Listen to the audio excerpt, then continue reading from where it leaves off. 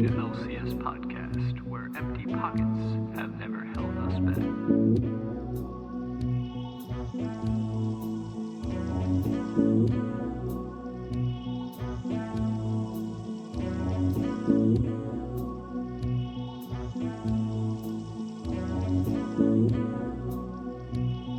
It does take two to tango, keep it on.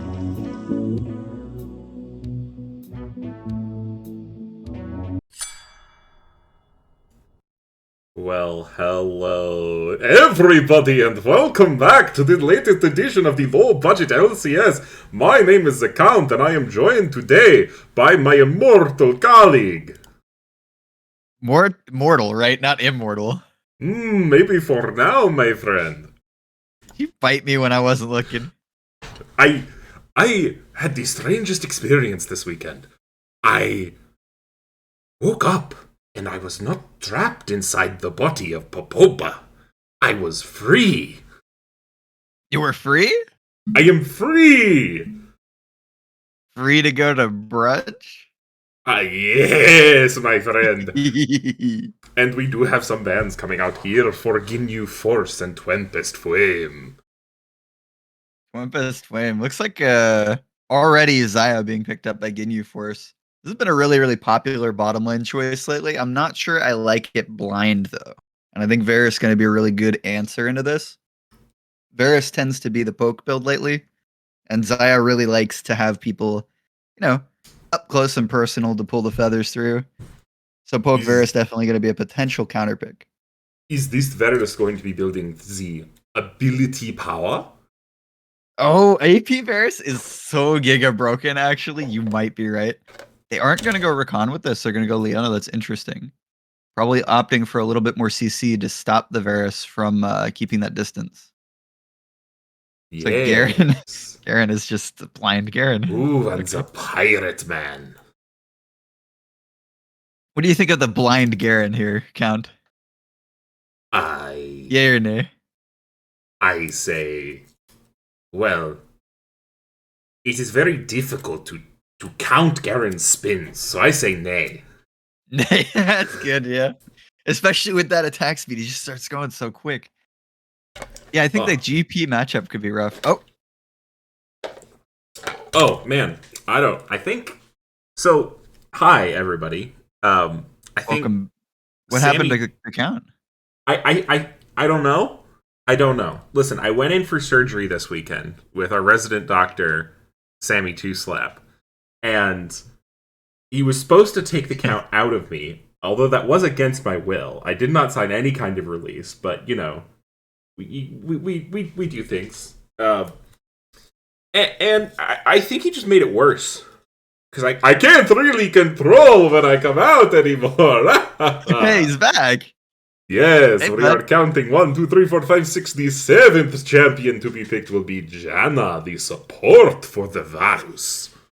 I like this pickup. I think they want to keep their distance with this team comp. They've got the GP and the Varus for poke, and the Vigar cage and Janna is going to keep the melee divers away. Ooh, Diana, I don't love that. You're committing into this, like, go in through the Vigar cage strategy. I don't really enjoy smacking my head into that cage as a melee champion. Yes. See if they lock it in. The baby cage is quite terrifying. Pantheon! That's different. Pantheon's original name was Arceus, I believe. Wait, actually? I believe so. The immortal god Pantheon possessed his body and took it on a crusade against the Darkin. But Aatrox slew Pantheon, but Arceus survived and now uses Pantheon's weapons to exact war on both the Darkin and the gods. So you're saying there's a little thematic thing going on here with the Kayn pickup. There's a Darkin assassin on the other team. And do not forget Varus. Oh, true, yeah. I did forget. I like the Kayn pickup, though. This is a pick that, especially in solo queue, I think has been pretty, like, S tier lately. And, sorry, Artreus. Artreus is Pantheon. Artreus? Yeah. Okay. Yeah, I don't know is that like, I I mean, it's like a sort of like Greek or Roman mythology lore or something like pseudo. Yeah, it's definitely like pseudo Greek Roman mythology. Absolutely, probably Greek. Yeah. Oh, oh, Oh. does anyone know who won last night? Because the prediction is still open. Hang on, I have a coin. No, we are not making Schmecklegate 2.0. Why not? It wouldn't be our fault, right? I hang on. I'm gonna DM. No, I can do this. I can find the record. Who streamed yesterday? It was LeChance. It's TMT LeChance's fault. is supposedly. Hold on, I'll tell you who won. Give me 1 sec. I know who won. Well, I'll tell you. Hold on. Red. Blue won. Yeah, it's close. Tickle Me Timo 2-0'd Bingus Flingus. Yeah, I just said red because it was tails. You know, the coin. Yeah. Well, now I can open up the prediction for this match, and we can count your Schmeckles going by. Yes, this is why I like the count, because the count is down to take away the people. I mean, to help them invest their Schmeckles wisely. I was curious about this Silas versus Pantheon. Which one was going to be jungle this game? But it seems like Silas jungle is the path they've chosen. Yeah. Silas Jungle very strong. I tried playing Silas Jungle once. I was not good at it. However, my mid laner plays a lot of Silas, and he has told me that the reason Silas Jungle is good because Silas's hardest part of the game is just getting through the laning phase early, and Jungle just kind of lets you skip that. So it just kind of lets Silas power spike when he wants to. If you're not being overly aggressive, which I don't think you're... You can be kind of aggressive on Kayn, but Kayn kind of has the kit of a power farmer. Yeah, he's definitely the full clear early guy. It's pretty hard to be successful ganking with him early. Yeah. Although it certainly helps to have winning lanes, and I think top should be sort of good. EP into Garen seems okay. Probably also a red Kayn game for sure, right? Yeah, into that team. Or melee, yeah. You're going to want to be healing up. You're going to want to be able to match the Silas in terms of annoying, hey, I'm all-inning your backline and also healing my whole health bar at the same time. Haha. I have drain tanked successfully kind of thing, yeah. Yeah, I think my issue with the Silas jungle personally, as somebody who's attempted to play it once or twice, is that I was not good at Silas mid. So all the things I failed at with that continue to plague my jungle experience. That's just personally, you know. Yeah, I'm not good at Silas either. I cannot hit abscond abduct to save my life. Yeah, that thing has some crazy range though. I will say it. I didn't really know until I got hit by it from like, you know, half the fucking lane away, but it was like, it's intense. We do. I hear a lot of nice noises. to have a bot. Are those noises normal noises? Discord. Those noises are normal noises. Okay. But I see. It sounded like people leaving lobby noises. But... Oh, we'll figure it out. You know. Yeah. Hey, if you're curious about, thank you. Oh, nice. Thank you. It's true. If you're curious about any of the socials or the Discord, there are panels below the stream. Go check them out. We've got a YouTube, some other things, the standings, Twitter. I don't know how many of those actually work, but I'm pretty sure most of them work. The standings is not ever since Riot changed the API. RIP. Yeah. But definitely the Discord's down there. Some other things you might want to look at. Yeah. It's a good time. I'll also just paste an invite link if you ask for it, because I grew up in the Midwest and therefore I am an extreme people pleaser. All right. I didn't know that about Midwesterners. I thought they just like slapped their knees and got up abruptly. Whoop. Yeah, you know what I'm talking about. Welp. That's a good. I actually kind of like that though. I think that's like, you know, that's a talent that most people don't have, and I can appreciate. You know. Yeah. GGG Turtle is subscribed. Let's freaking go for 11 months saying, let's go Ginyu Force. Spoiler, I have not actually seen Dragon Ball Z, so I don't know how that's supposed to be pronounced. You're going to go to the Denny's in Vermont. And actually, I have a confession to make. I was watching Schmecklegate today for probably the 10th time. If you haven't seen it, you can just look it up on YouTube. It's right there. My co-caster has no idea what happened there at all whatsoever. Definitely not involved. I know nothing happened because it's fake. Yeah. It never happened. I realized I have been sending everyone to the Denny's to the south in Vermont, and it's clearly written on the criminal complaint of murder in the first degree that it is the Denny's to the north. So Todd's gonna be angry at me, but you know what you gotta do. You're gonna go to the Denny's in Vermont. It's the one to the north in Burlington. You're gonna run back, knock on the dumpster 4 times. Todd will open the door for you. Pancakes. Those are on us. You didn't know about other Todd? I never knew about other Todd. There's multiple Denny's. There have to be multiple Todds. That makes sense. I have never met a manager of a Denny's who wasn't named Todd. Yeah. And there's also, like, I think a busboy named Todd, or maybe that was, like, Timmy. I don't know. I get confused with these guys. You know? Mm-hmm. Todd's, like, unmistakably Todd, though. Like, you'll knock on the dumpster, he'll show up, and you'll know it's Todd. Name tags and all, but... Yeah, I know. I mean, listen. You would have gotten your free pancakes whether you go to either one. It's just, technically speaking, we're headquarters out of the one in the north. Yeah. I mean, we are heavily invested in multiple Denny's locations. If I ever have a ton of money, I 100% want to just rent out that Denny's and, like, fly people out there. And just have a LAN party at the Mr. Denny's. Beast thing or something. Like, just pull it up with all the guys. Yeah, that would be cool. That would be so fun. What would the show match be, though? Because they're, you know, like, would we make Buggle and LeChance play? I think we would.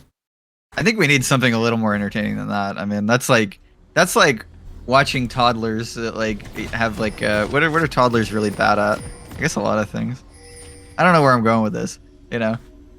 Are you at 12, 13, 14, 15, 16, 17? Yes. Okay, goodbye, my friend. I'll see you for brunch tomorrow. Let's do dinner. Let's just do dinner one time. Oh, would you like to get Italian? Wait, dude. I'll have to ask them to go easy on the garlic. I was gonna say, think about the garlic, man. Yeah, we could. I love Italian. We got a crazy we're level seeing an insane level 1. That tornado provided so much value. Arvos forcing to flash away to save their life. Big Dog 4 also getting out with their life, but Big Shot Larry might be in trouble. Has to force the flash of the tornado. And Shirayori and Satai Ryoki are looking for a little bit more, but it's not going to be too much. 4-2 on summoner spells. Red side with the advantage. Yeah, you can get a little overzealous with those ignites, with those exhausts early on. But I do want to point out, Big Dog 4 does have the Hex Flash, which I love. Yeah, that's very, very good on Leona. A lot of these engaged supports. Also pretty interesting, we see the Longsword 3 from the Xayah here, which are they treating this as like a kill lane? I wonder if they're going to go really heavy on the early trading here. It's possible. They could also be saying, you know what, we just want a little bit better scaling. We want to start building towards that mythic as fast as possible. Maybe? I don't know. Yeah, it could be. It's like I think most of the reason you do this is just for the extra potions, because Doran's is pretty nice for just all the general laning stuff. I think it feels a little easier to get CS, you know. A little bit easier to trade. Yeah. Okay. We did see flash burned from Arvos, but not for Robin St. Cloud. So that early scuttle trade, that fight on top side, could be a point of contention. Or actually, it looks like they're both heading down toward the bot side, right? No. Never mind. Silas going down toward the bot side, or toward the top side, and Arvos going down toward the bot side. So they might miss each other. Yeah, it does look like they will pass like ships in the night. I mean, here, Ginyu Force really needs Robin St. Cloud to have damage because the whole team otherwise is all attack damage. So it makes anti damage itemization very, very easy if the Silas is not a threat. Now, the Silas should always be a threat, but you know, it is crucial he's getting online. SNC Explosive is getting absolutely chunked out. Ginyu flashing forward, but does not find the auto. And now SNC Explosive does force out the flash, but is going to be perfectly happy to live that one. Yeah, that was a close call, and I think getting traded down on as GP in this lane is not going to be great, just because the Garen has that perma-sustain from the passive. So might need to find a good time to reset and use the TP to get back up there. I mean, what's orange cooldown like? I know it's long. Long. Yeah, I think it's like 16 seconds in the early game. Let me look. Hang on, 22 seconds. That's what level 1 oranges is with no CDR. And Arvos gets down there, takes out the crab, says, "I've got 28 CS." Woo! But Silas, pretty good. Knowing that he's maybe not knowing that he started topside because he did not go for those chickens, but I was gonna say, if he had headshot that, he could steal away that chicken camp. It's not too much to do here. I mean, you can look for the gank on mid. Let's have a mid gank option. This is Pantheon lane. I mean, it's definitely a lot of gank assist. Yeah. Looking for it. Flash burn. Yep, that was a flash burn. The camera Off-screen just flash. Yeah. Yep. Oh, now good Big Dog, tornado. though, going in. Stun going to be found up onto Wayne. Wayne going to be able to get out of there, though. And Madison R2 not going to be able to find a route. Yeah, that was pretty dicey, even though a good tornado canceled out the E and knocked up both. Still in range for that Q. And that Wayne lost a fair chunk of HP. And I remember the last time we casted these guys, Wayne was just kind of crazy on every champion that they played. Yeah, I don't remember what he played last time, but... It was a Lux game, and funny enough, a Soraka game. Yeah. Yeah. Oh, I'm excited to see what Wayne's got on this Janna. This is actually a pick that a lot of people kind of underrate as far as like outplay. You can do some crazy things with the tornadoes, and especially that ultimate, canceling out all kinds of abilities. Big Shot Larry looking to go aggressive here. Trying to proc that conqueror, but taking maybe a little bit too much damage. SNC Arvos now going to be able to come in here. W not going to be able to land. Q going forward. So, nobody has flash. For it. Yeah, this is the like a lot of people are like, oh, nobody has flash, it's easy gank. But then, you know, when absolutely nobody has flash, it's kind of hard to kill people sometimes. Yeah, absolutely. I do think that SNC Explosive does tick over to 6 a little bit sooner than Captain Ginyu. Perhaps can make something happen with that Cannon Barrage. Can also use it to support across the map. Yeah, junglers are not present here on the top side, so it's just going to be a little bit of a isolated 1v1. But on the bot side, we do see the dragon getting started up by Robin St. Cloud. And one of the things I was thinking of while they're just doing this, what ults does he really have that are that good to steal? I mean, Vygar's is solid, GP's is solid.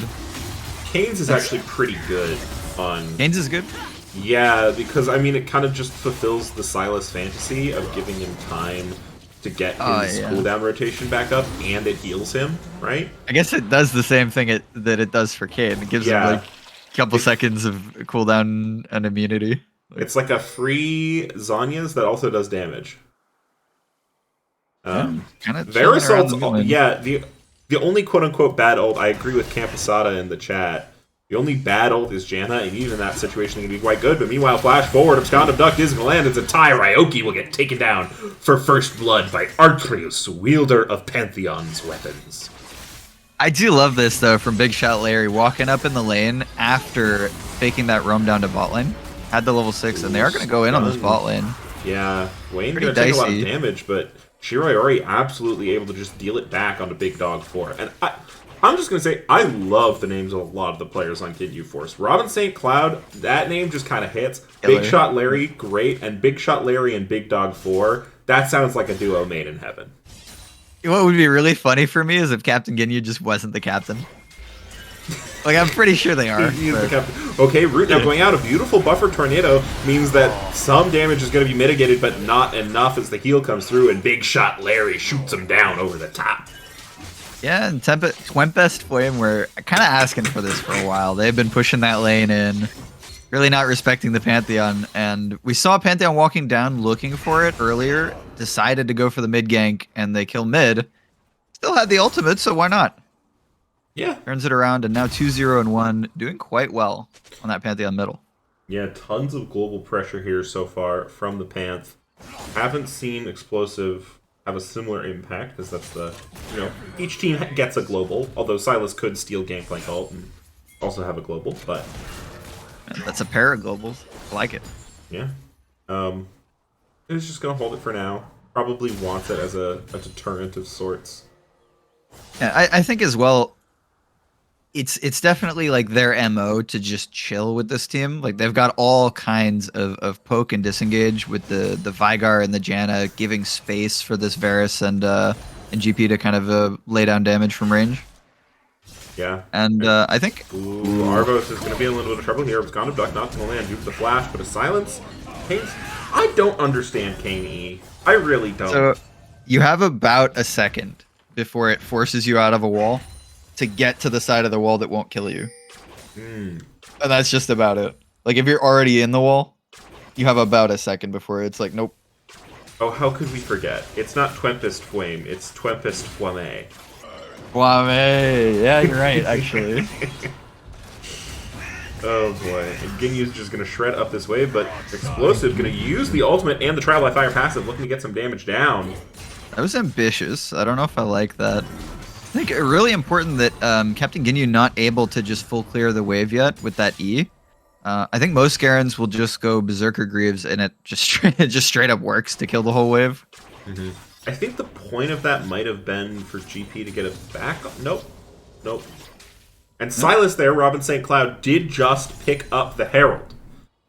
So... Okay, yeah. So picked up the Dragon, picked up the Herald. Pretty far ahead on the objective so far. It's going to be down a couple camps, but you're not mad about that if you have a Herald and a Drake. What I am mad about is we have that Hextech Drake already picked up, which means it can't be Hextech Soul. That's true. That is sad. Although it means we don't have to deal with Hextech Gate shenanigans. Oh, that's my favorite part. A lot of people don't like those. I think they're kind of fun. I think they're fun, but they are absolutely, like, they warp how the game is played, right? Oh, yeah. But, like, I think some of the maps should. Yeah. I agree. I just think... Yeah. No, I mean, I agree. I just think that one is the most impactful. Yeah, definitely. It's also, like, just the best soul, I think. Ooh. But Cloud Soul. Cloud Soul's also really good. I won't lie to you. Cloud Soul's so good, dude. Ugh. I don't know. I still never feel that good with it when I get Cloud Souls. Oh, I want to look it up. I know. Oh, there's the highest win rate. I know it previously was the highest win rate. I don't know if it's still the highest win rate. I'm pretty sure it is.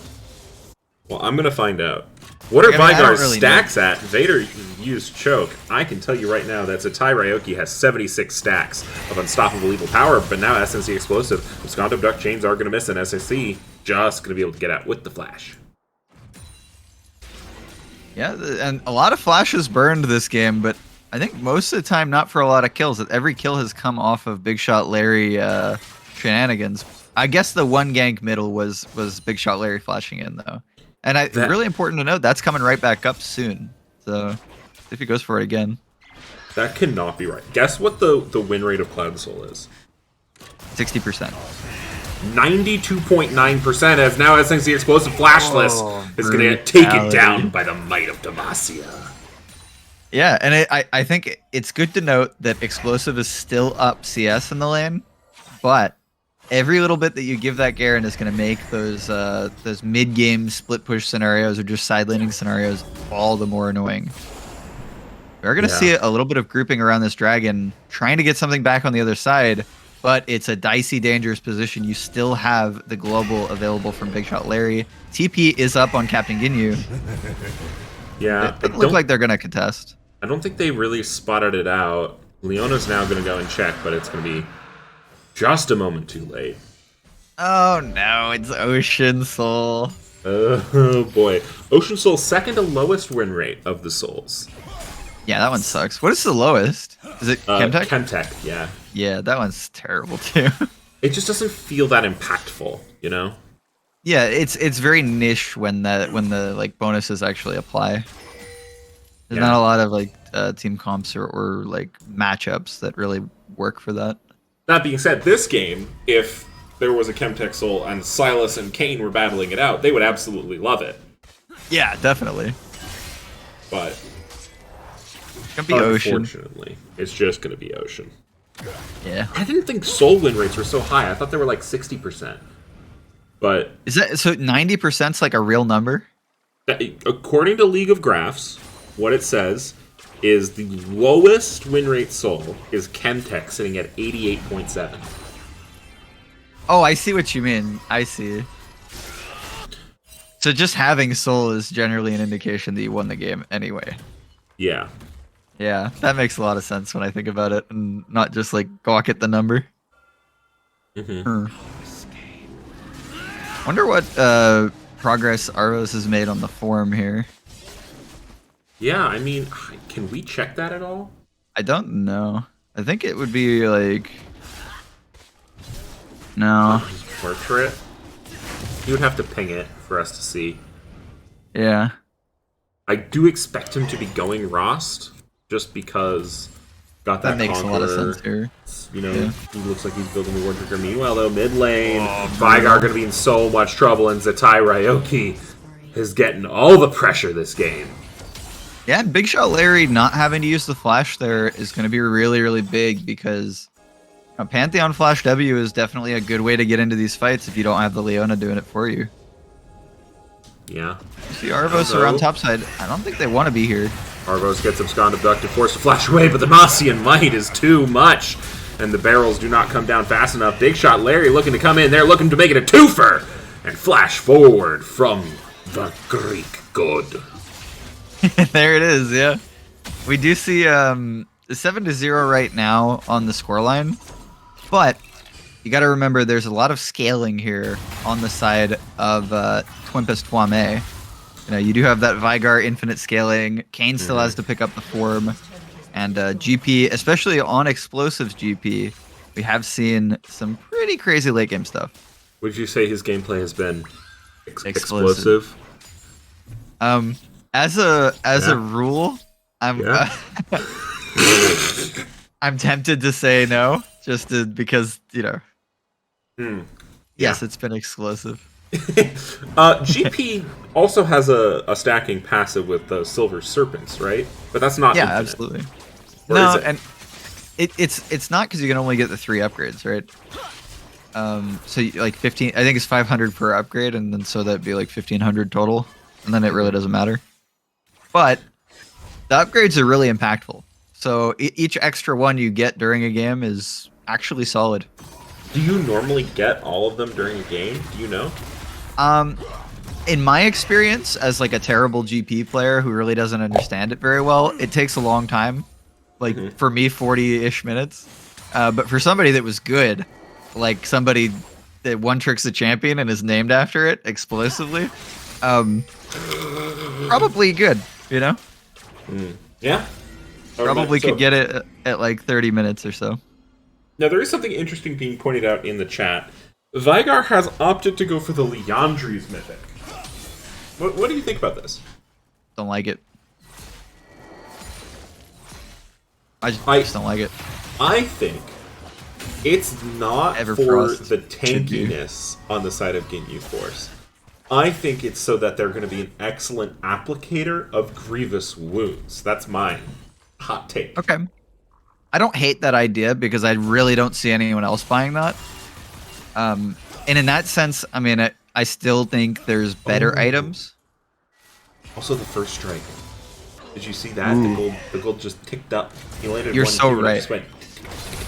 It is kind of crazy, yeah. I still think it's like Everfrost or Frost Queens makes sense as well. Explosive. It might be better. Fighting back through the ultimate. Ginyu taking a lot of damage. Captain Ginyu X. Not going to be forced to try and regen a bit. They are in a battle of top laners. And yeah, Garen's just going to be able to recall. I don't know. Garen canceled the recall. Oh. Gonna run out, though. Sammy Two Slept saying this means war. Sammy Two Slept, which take do I need to reverse? What do we do here? So this means more means you have to like flip what you were saying. Yeah. Just usually there's like a instruction with this. Yeah, Sammy Two Slept. We need orders, Captain. List on Vigar. Okay. Landry's on Vigar. Okay, so I gotta say it's good, and you gotta say it's bad, or what? Yeah, exactly. I think it's a terrible pick. It just doesn't give you the burstiness that you're gonna need to take out Silas in particular and Garen, who are gonna be healing up a lot. And also, like, if Madison R2 becomes a problem, as they're not the most fed member of Ginyu Force right now, but they're getting up there, and 80 carry is pretty strong in the meta, I would say, right now.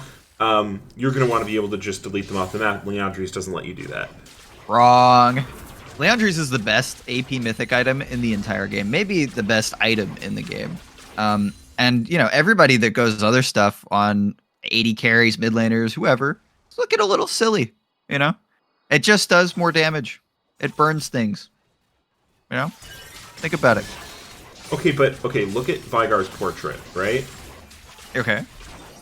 Why would you want to cover that up with that mask? The colors completely clash. Because it looks evil. Oh, he is evil. Ryoki gonna take a lot of damage. The stolen ultimate from Robin St. Cloud. Just gonna mean the doom for our little madman here with the mask. Yeah, that's tough. That is really tough. And we do see a lot of long swords being picked up for this Pantheon. I'm thinking what I really want to see is just straight full lethality, and don't let the Vigar or the Varus exist in the game anymore. But I think probably we'll see something a little bit more measured, maybe a Death Dance or something along those lines. Speaking of the Varus, what do you think about the Varus build here? This is interesting. So I was looking at the Nashers, and I like Nashers, but I don't think you're supposed to go a crit mythic with that. Do you think this is a case of looking at, some drafting site that aggregates most bought items and says the most bought items on Varus are Nashor's Tooth and Shield Bow? Let's go with the benefit of the doubt answer and say Shield Bow is just something they think they're gonna need. So that's where they're going with it, I mean, I still don't like it. But if they're going to hit all of their kit, they might as well use all of the scalings in their kit. You could use both your AD and EP scalings at the same time. Yeah. It's not generally very efficient, but it can be done. Listen, Shirai Ori is going to end up with 20 kills, and you're going to feel so foolish. I really hope so. that would be pretty cool. I mean, hey, I am a fan of like the olden days of mixed damage builds, of hybrid characters, God, you know what I miss? As Explosive might be missing his life here, so Liftar comes down, is going to be cleansed with the orange, but the sword from Captain Ginyu strikes true. I kind of feel like they should give the kill to the Silas there. I don't know. Yeah? Like, there's enough top lane kills at this point. Vigar stack check. He is at 147 stacks! Hello. Oh, hang on. Flash underneath the turret. Robin St. Cloud looking to do the damage, but now they're just tanking it up. And now Big Dog going to be the target. Going to be landed on with the Varus ultimate. Forced to flash away. The W just barely going to save them. Skond of Duck leading them into the wall. And is absolutely going to have to use that cane ult to get out of trouble. Heals up a little bit, but it's not going to be enough. And Setai Ryoki gets revenge. Yeah, I'm a little surprised that Ginyu Force go for that. Because I mean, there's just that's exactly what this team wants. They want to peel you off of some sort of disadvantageous fight. And they got to do that. Use the Varus ulti to peel away. Kayn got to go back in. Now has that completed Rost form. And that might be the turnaround that we're looking for from the side of Twempest Fwame. Yeah. Absolutely. And, we... Drake number 4 is coming. See if we get a fight on this. Are there any critical ults missing here? Just Varus? Varus ult might even be up in time. Pantheon ult might not be. I think Skyfall has a relatively high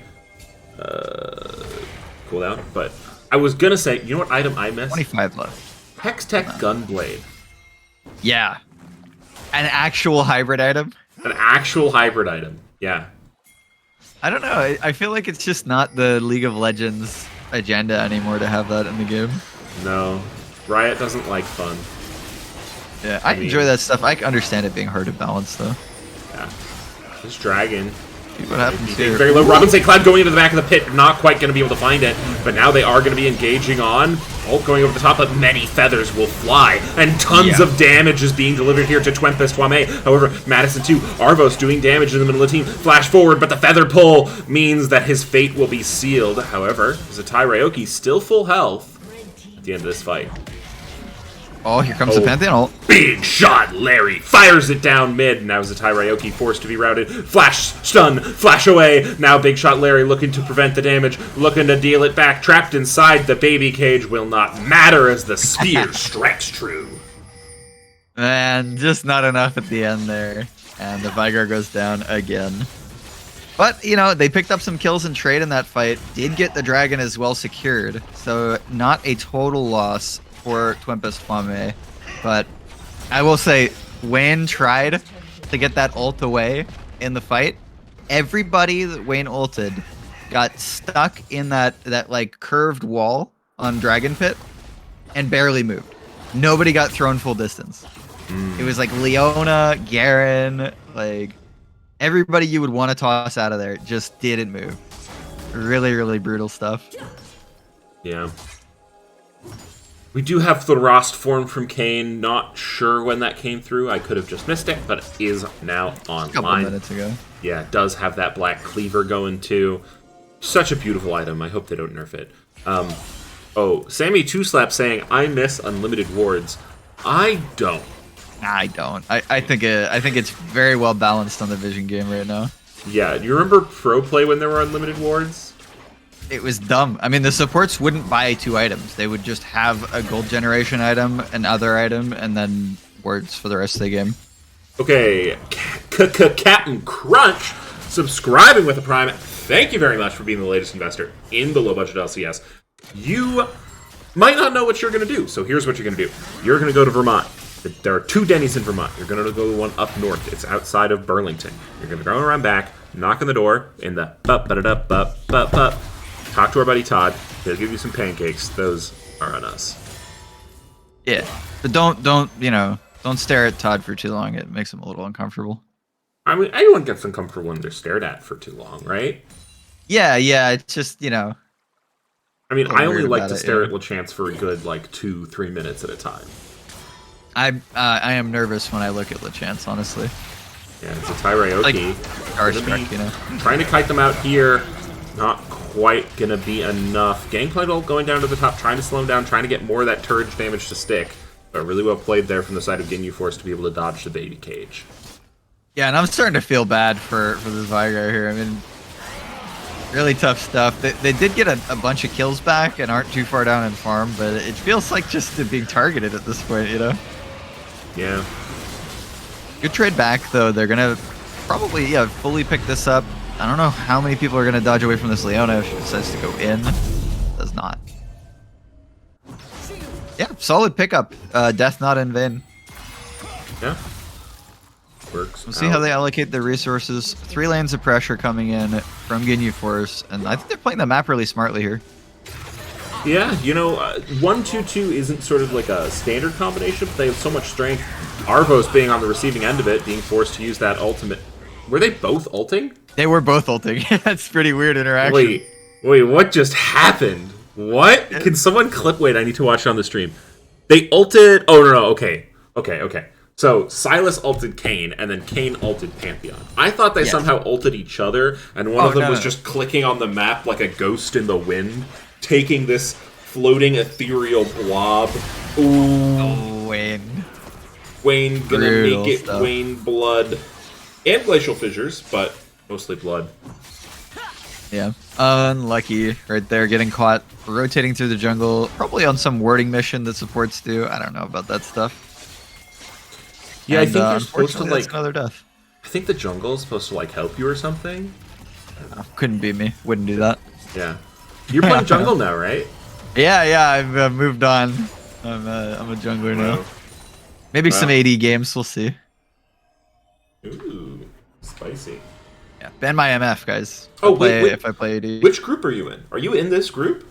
Nah, I'm Group A. I'll play these guys in playoffs. Okay, both of them. Yeah, all of them. I'm gonna knock out every single team in Group B in playoffs.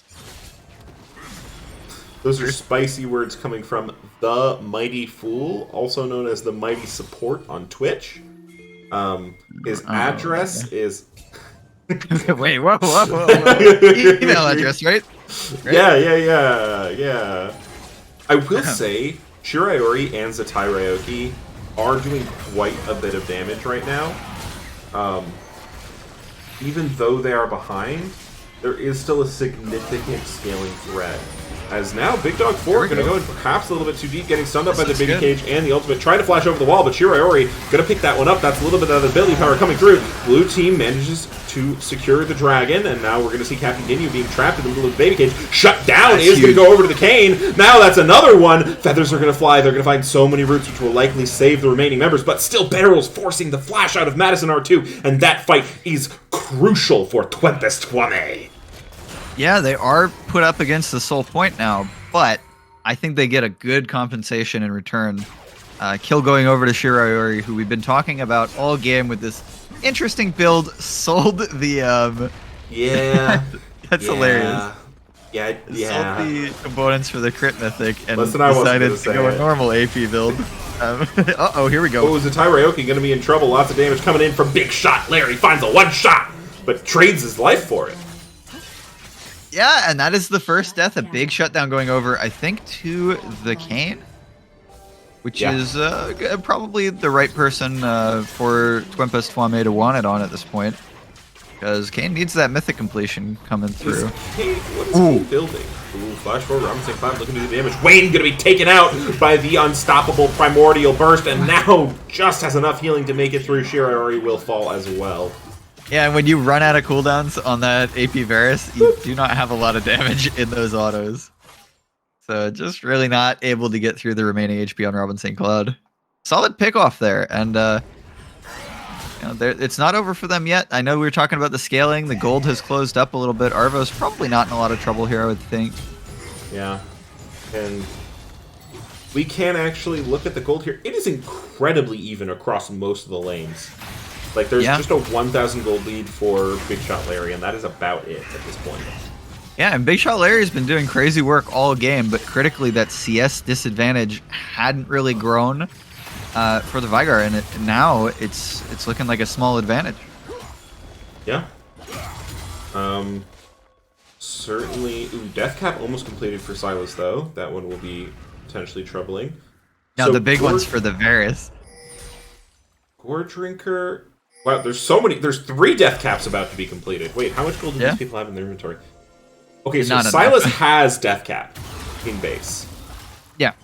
The other 2 are like 700 gold. Yeah. Which they're going to have to split up a little bit to get the... right now they're walking down the same lane. They're going to have to split up a little bit to catch these waves. Somebody should be getting this bottom one especially, but... I understand being a little bit apprehensive going down and matching the Pantheon at this point. Big Shot Larry. We could, you know what? So we've had like rap ciphers in the low budget LCS before. I want to hear someone write a Western ballad about a player, and I think Big Shot, kind of like a Big Iron sort of vibe. I want like bad breakup country music. Ooh, you want some T-Swift. You want some T-Swift tracks. T-Swift? I wasn't thinking T-Swift exactly. That could work. Was just he originally kind of country? I don't. I don't know. Forgive me for my Taylor Swift ignorance. I don't think so, but I really don't know. So you could totally be right. Ooh, Big Shot Larry flashing forward. Bunch of damage coming out to Zatai Ryoki. Big Shot Larry taking a bit in and of themselves. Will be able to find it with that spear. Hex Drinker coming in clutch. Yeah, and the Hex Flash over the wall not quite landing, but did get the Solar Flare down, which I think just totally whiffed, actually, and didn't get an assist. So just a solo kill for Big Shot Larry then.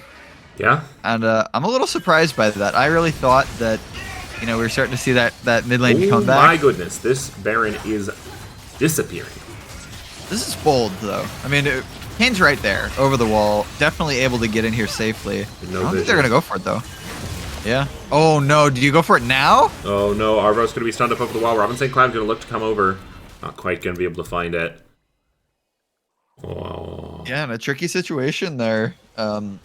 Now with the Baron, I mean, they're looking to set up for the Soul, and they have the opportunity to push in afterward with this Baron buff. That might be pretty rough to deal with. I don't really think we're going to see any contest on this dragon. Yeah, I do expect we are going to see Captain Ginyu kind of just staying chilling in that top lane. Does have the Hull Breaker, explosive, might be in a little bit of trouble, although the barrels are starting to hurt. This is Prowler's Claw GP2, so you can't select someone to die. Yeah. Except for Garen, probably. I don't think you can kill him. Yeah, with Dead Man's Plate, it is pretty tough. I don't know, it's possible. You might need another, you might need... No, Quick Blades are there. Did you just ult the dragon? Yeah. You just ulted somewhere. Yeah, must have been. I don't know if it's that big of a deal for the dragon to be picked up. I think Captain Ginyu can just run out.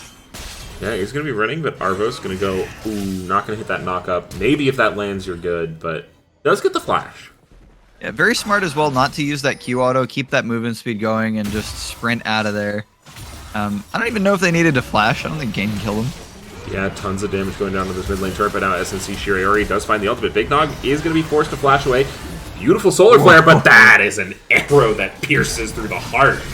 Oh, hang on, though. On the other side, Big Shot Larry coming in with the one-shots, but there's so much damage coming through. What? It kind of looks like Twempest Fwame have done the scaling. Yeah, that's rough, and they're going to be able to march down mid. I don't know how much they're going to be able to get, though. These death timers are pretty long. It's 35 minutes into the game. Yeah, 20 seconds for just Garen, who is alive.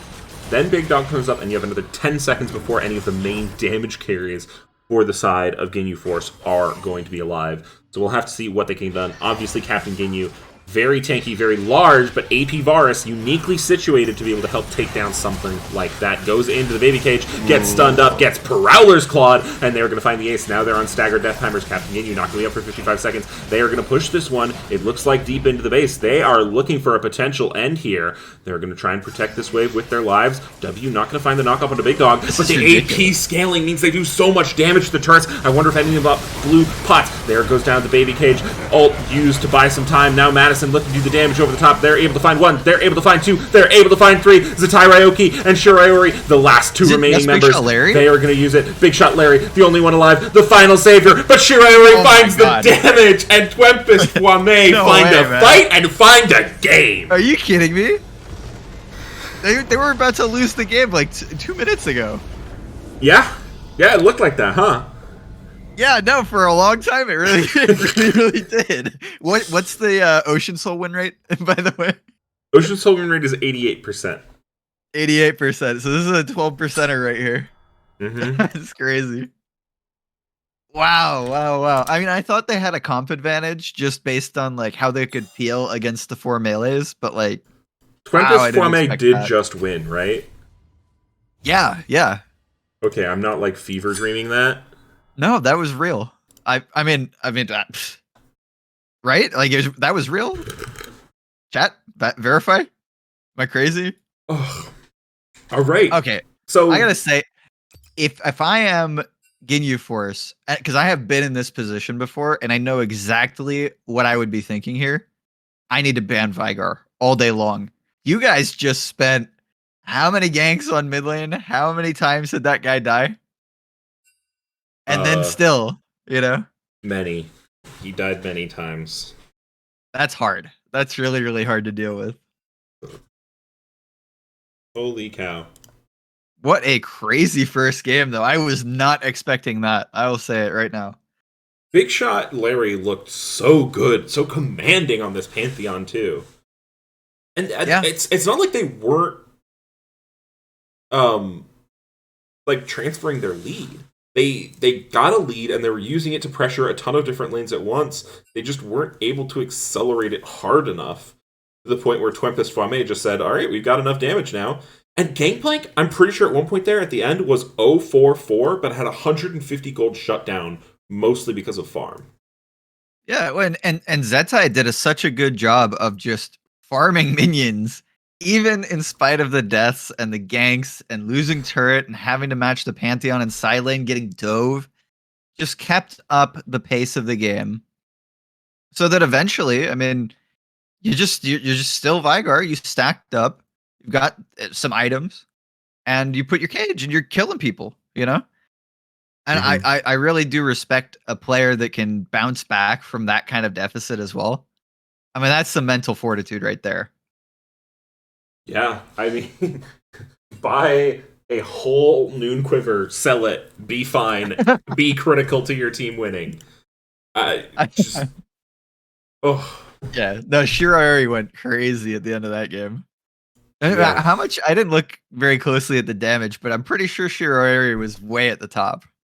Oh, I didn't look too close either, but yeah, Shirayuri absolutely Definitely slapped there on the AP Varus. Wow. Yeah, Wow. and I think, I mean, what is the adaptation here? I'm trying to think what the most important things are, because explosive, right? Good GP game, did get soloed by the Garen, had a rough time, but you know, still managed to be GP and do all the GP things at the end of the game. I think that team fight that happened in, funny enough, in Twempest Fwame's base, right before the final one, GP was pivotal in. Huge barrel combos.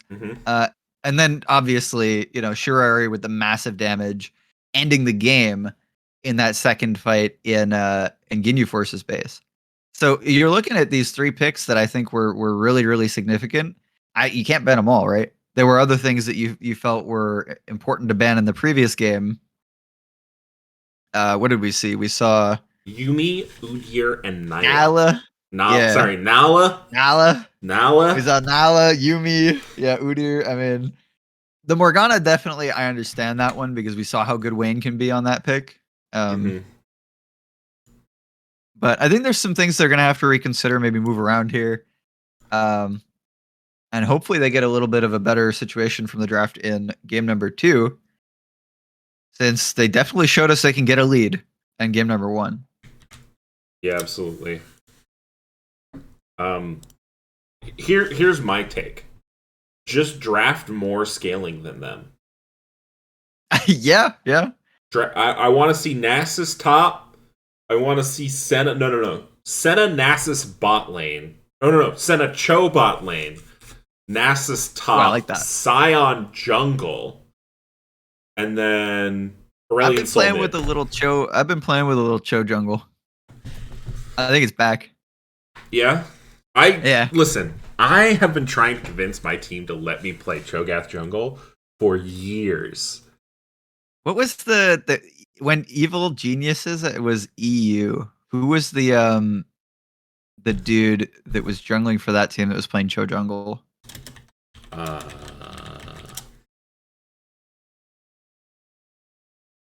don't remember what he was called. He was like this dorky dude who he might have even been like an astronaut or something.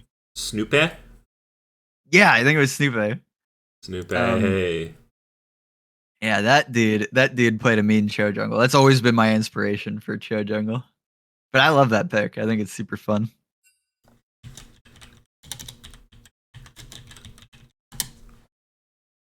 Yeah, CLG EU versus Snoopy. Yeah. Snoopy. Yeah. Beth Cho'Gath players, EU West. Okay, now I'm just gonna go down a rabbit hole. There's my league boomer reference. Casters are.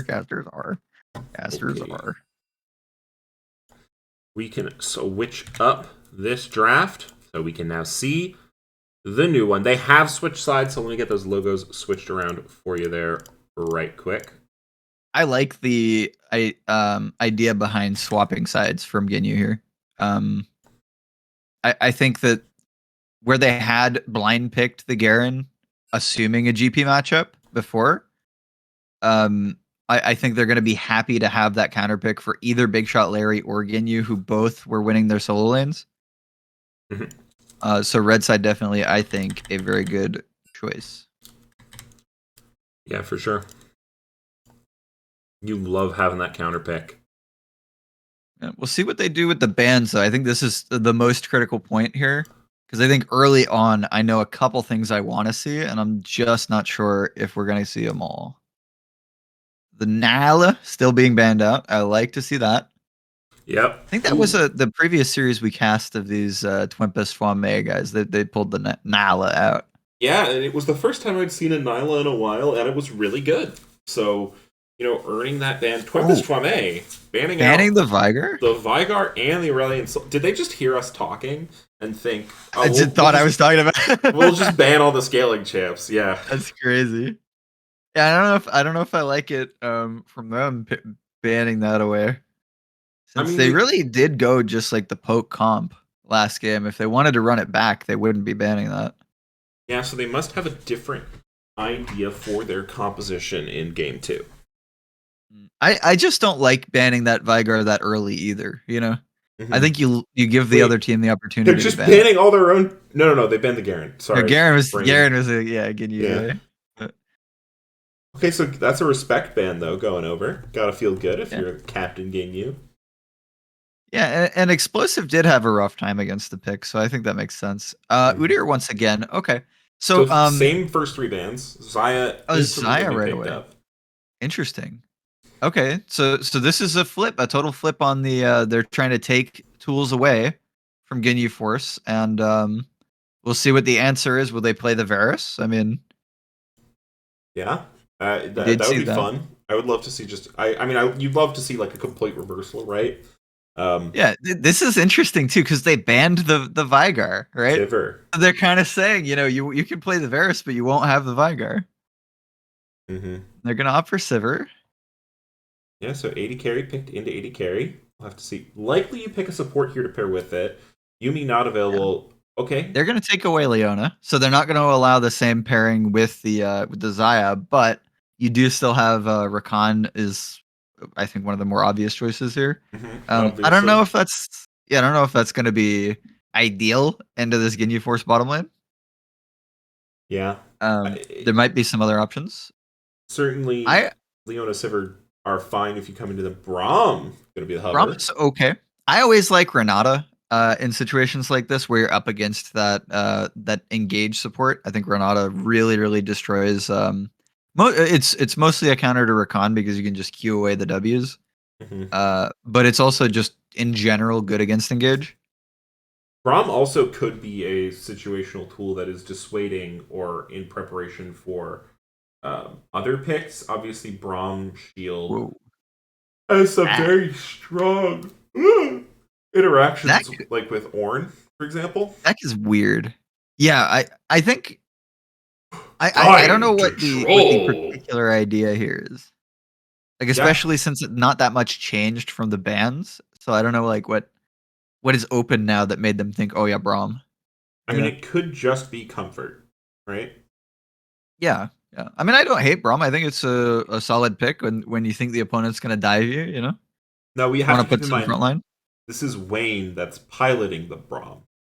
Yeah, definitely. So it's going to be Braum plus a little bit of aggression spice on that Braum. Braum very good level 1 too, and we saw both teams opt for a level 1 that last time, so they could be saying, let's opt into the level 1 again, and this time 100% win it. Yeah, a lot of solo lane bends coming through now. I don't think they're too surprising.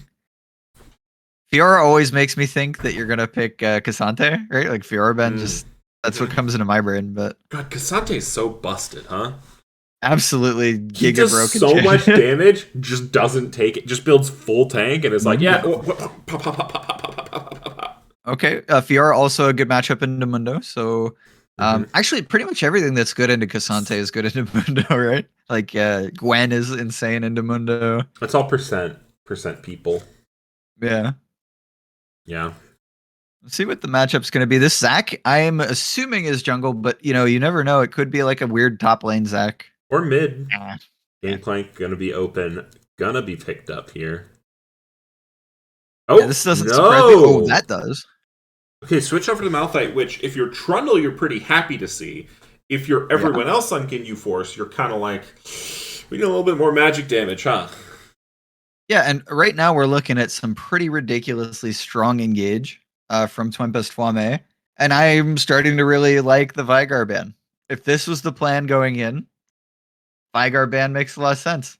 Yeah. You know, Baby Cage certainly would be disastrous for both Zac and Malphite. I just hate to see the Nico pick. I don't know. I thought we were gonna see Yasuo. I was so ready for a Yasuo. Diana middle be the matchup.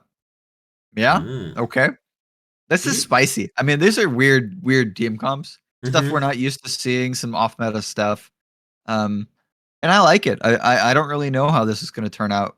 Given like, I mean, I think Nico should have an advantage mid, a small one. I think Mundo wins top in Malphite, probably. I don't know. I've heard a lot of people saying Malphite is like giga busted right now. Yeah, well, okay, but Very like strong. Malphite, what Malphite does in lane is just like comic Q spam, right? Like that's the whole thing.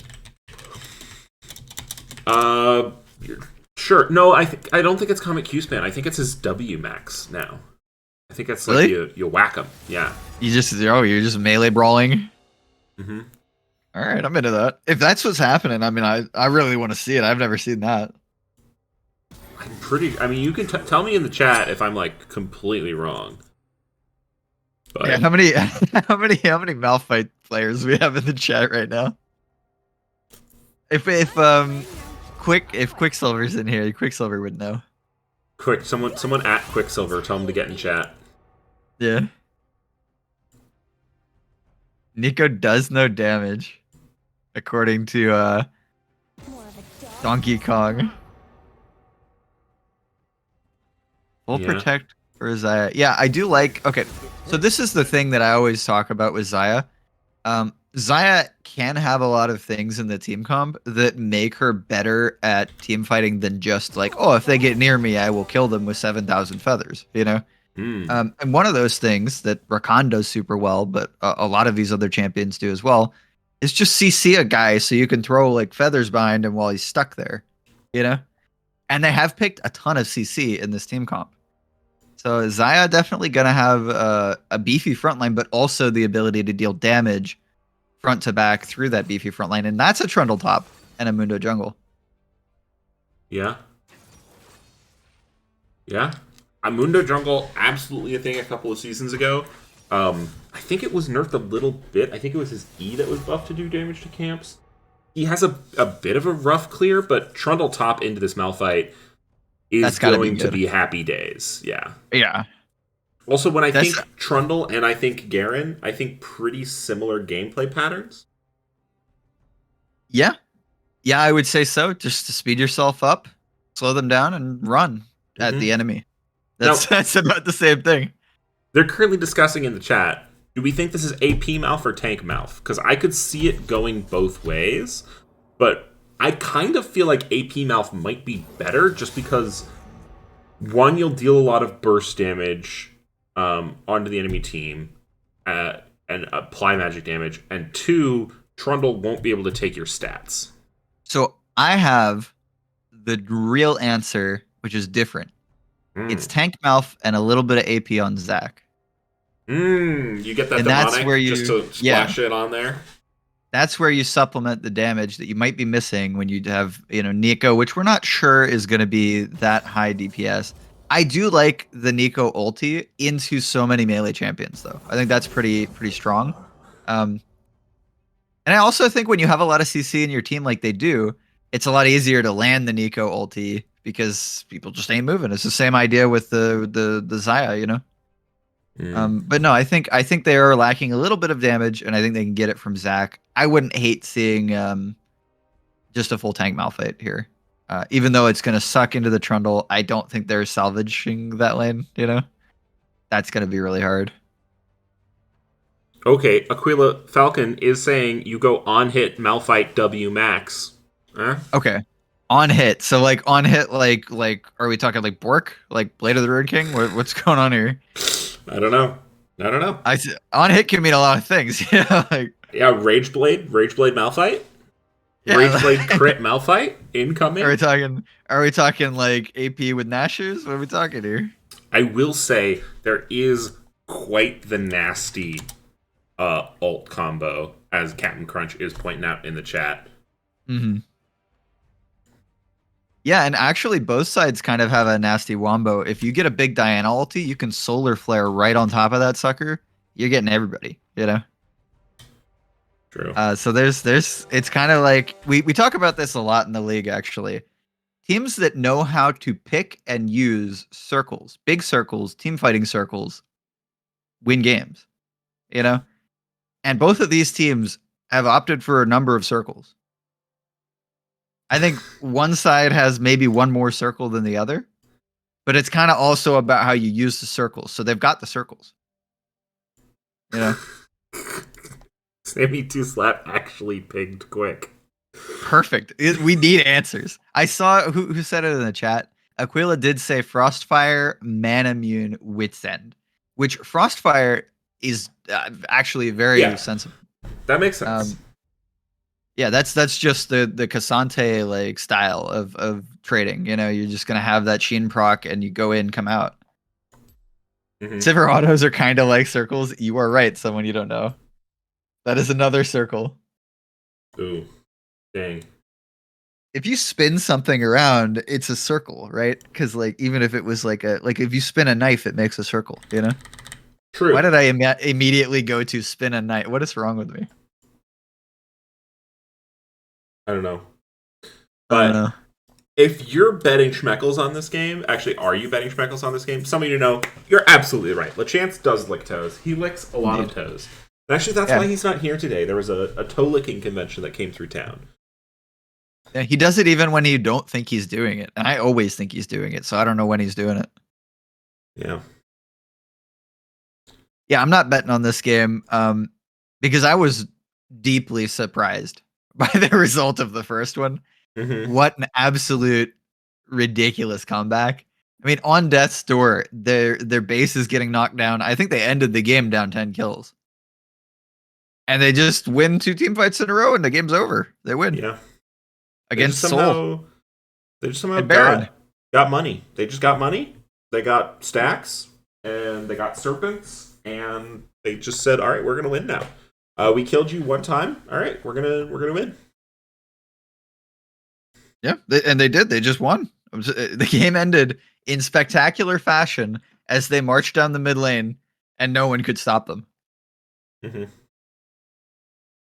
Yeah. And honestly, to follow that up, I mean, I see a lot of promise in this from the team comps because I don't know what to expect here, but I know that they're going to team fight because they've picked 2 team fighting comps that are really good at killing everyone. So we're going to see some hopefully back and forth gameplay here. And I think they can top it. I think they can top game 1.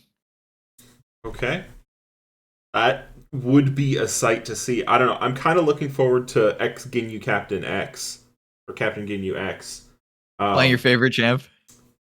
Well, listen, I haven't played almost any Trundle this season. I played one game, and there was a Heimerdinger on the enemy team, and that is not a good time. Let me tell you. No, that sounds horrible. It's awful. You try and run at them. Oh, there's a turret autoing you down, doing percent HP and slowing you with Rylai's, and you're just like, all right, what am I doing here? I had a game.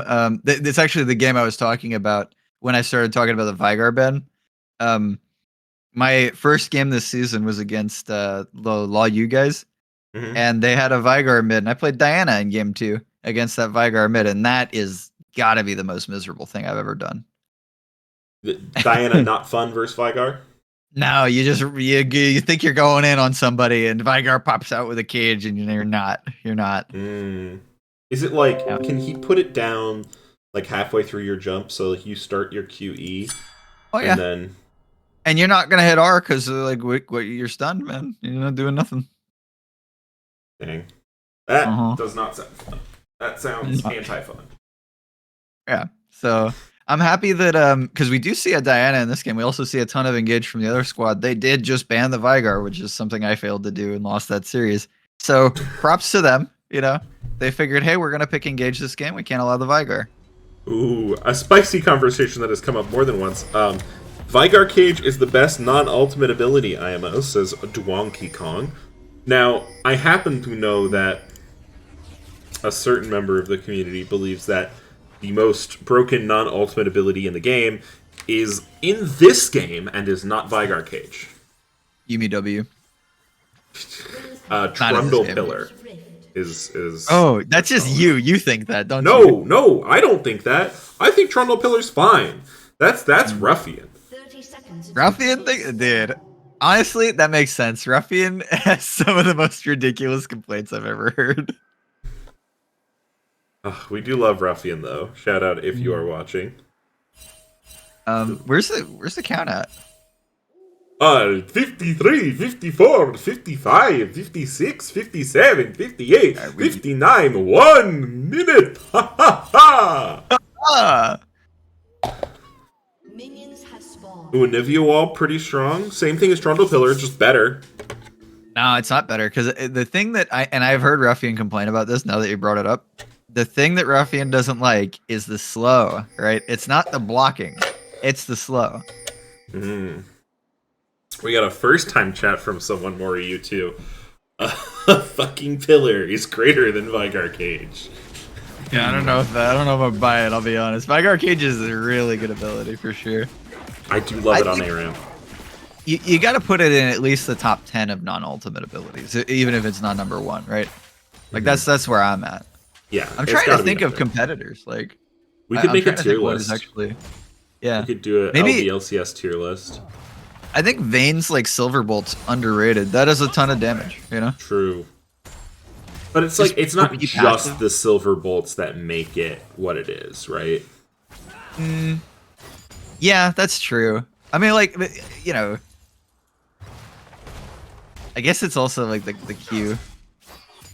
Well, yeah, and then just top. like, it needs to be maxed, whereas like, I feel like Vigar Cage, Trundle Pillar, they're that annoying level 1.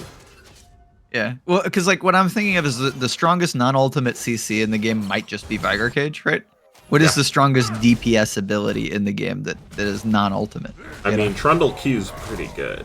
I'm just So all saying. Trundle abilities is so broken. Oh, Trundle W, so... Oh, hang on, we see SNC Arvos going for the gank in the mid lane. Pretty healthy as Big Shot Larry, but Arvos finding a bunch of damage and finding a bunch of blobs to keep themselves healed on up.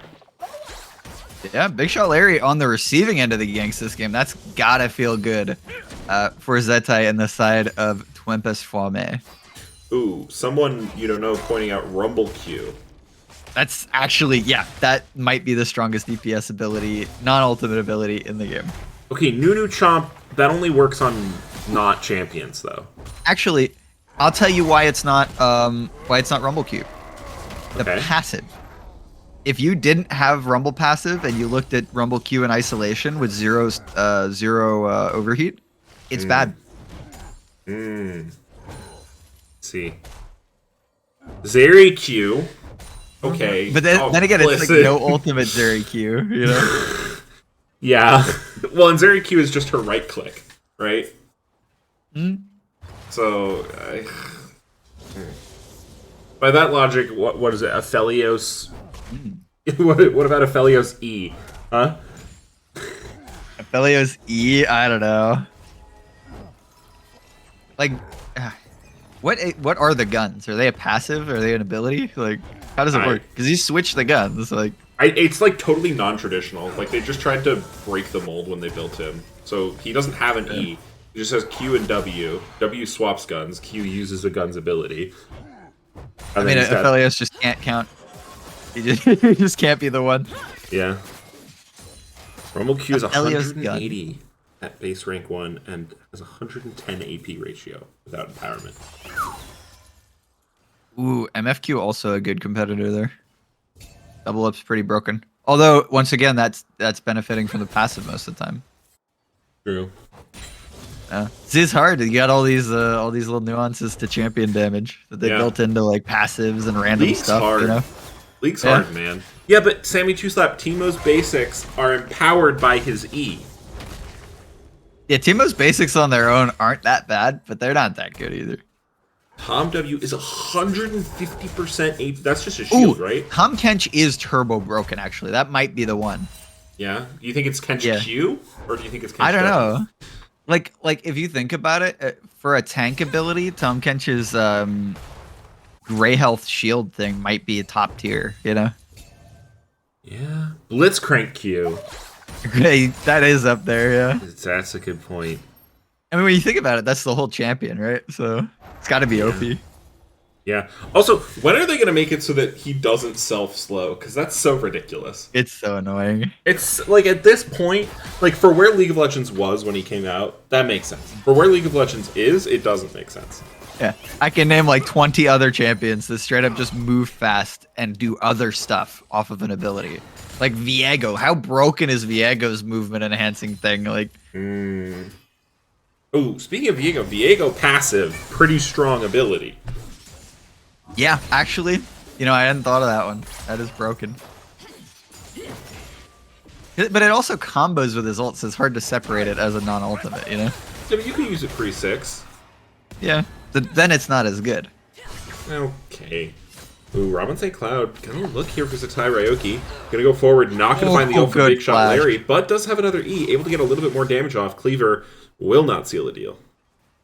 Yeah, that was a really. I think you're not that worried about dying straight up because you have ultimate. I think that Zetai was aware of the gank. I think that flash was totally heads up, just like knew what was coming. Do they know Arvos is here in bot? They're kind of playing like they have their jungler now and they know. Yeah, they're gonna go in, but Arvos is here. Is gonna be able to find a knockup, but Robin St. Cloud gonna be here, gonna be able to also do a lot of damage. Big Dog 4 gonna be the target. Has that W going down, but Arvos still has the passive, so they're gonna feel like they're fine. And since Wayne now going incredibly low, and the Cleaver finds it, Robin St. Cloud gets the damage. Now Zach passive popped, but can Shiraiori play defense for his blobular friends? And it looks like no. Yeah, really solid. I think they were patient. They knew that Arvos was around, and then they capitalize when their jungler shows up. They know that they can go for the fight. Yeah. Still pretty tight though. It was close on the margins there. They narrowly win. A few people going pretty low. Not dead. Looks like they will be starting up this first Drake here. First Drake is going to be Ocean, meaning we don't get Ocean map this time, giving us the potential for a Hex Tech. Yep, I like that. Could also be Chemtech though. Never like that. Huh? Over the wall. Yeah. No flash shot. available. Yeah, Big Shot Larry will spot him out with the ward though. And they don't have vision on this, so they'll just have to guess. Throw the Q, throw the E. Will not find it. And Robin St. Cloud will pick up the Ocean. Oh, Hex Tech's next. Okay, so we're either Chemtech Infernal or Cloud. Cloud, yeah. Which Cloud? Oh, and Mountain, right? Yeah, but Cloud would be good. I'd be fine with Cloud or Infernal. That's what I'm hoping for. Yeah. Another good start though for the side of Ginyu Force. They are getting the advantages now on the bottom side as Madison R2 actually played really well last game. We didn't talk about them much because a lot of the action was focused toward that middle lane. And a lot of what was happening to them was like, the product of what Pantheon was doing and not so much like, bot lane makes a really good play to go in with the gank or something, but this game, they're getting their time to shine and doing a good job. Yeah. Yeah, absolutely. Mid lane looking good. I mean, they did kind of take the we're gonna out. I'm not sure. Who do you think outscales here? I think it's Ginyu Force. Weird. I think it's really weird. Sivir feels good into this team. That's what I think.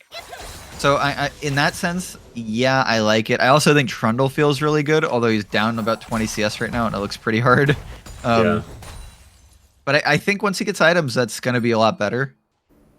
So I'm inclined to agree. I think Ginyu Force definitely have a good looking late game. I just think the team fights are going to be kind of hard to play. You know. Yeah, they will be somewhat challenging here. It's going to be so interesting. I am very excited for when the action does pop off this game. A little bit slower than game 1. But, you know. This... Yeah, that's okay. We had a crazy game one. I mean, really insane. Pantheon mid, like... Are you kidding me, man? Like, what is going on? This Malphite does do a lot of damage, and it looks very sad for Captain Ginyu. Yeah, also, pretty important they have that Bramble pickup already. So that's going to nullify a lot of what Trundle loves to do to people, which is just, like, munch their heads off and never lose HP. Mm-hmm.